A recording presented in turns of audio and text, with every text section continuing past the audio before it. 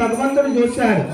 ఇదేమిటి, కామదేవుడు నాకు పాలిస్తుందని ఆవును కొట్టడానికి వస్తున్నారా?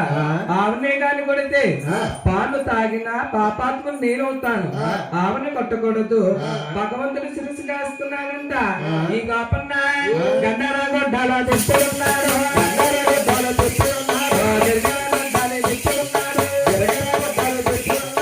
విష్ణుమూర్తిని కొట్టారు.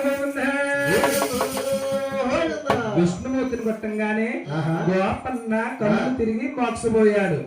ఈ కామధేను అమ్మ సోలాపురండే రాజు వద్దకు వెళ్ళింది.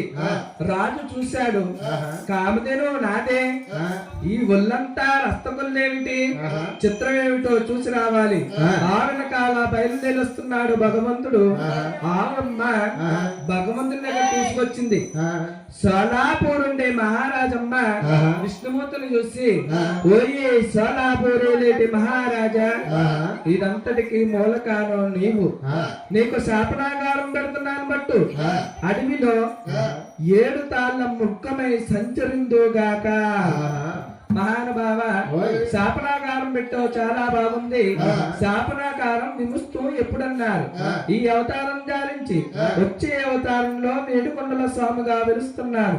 వేడుకొండలుగా అవతారం ఎత్తినప్పుడు నీకు కూతురు అలివేలు మంగాదేవి. మంగాదేవి నేను కళ్యాణం ఆడతాను, నువ్వు నాకు మామయ్య అవుతావు, నేను నీ కల్లున్నవుతాను.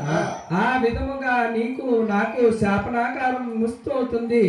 మహారాజు జోడించి వెళ్ళిపోయారట. నాయనా తుమ్మి వల్లే చేయడం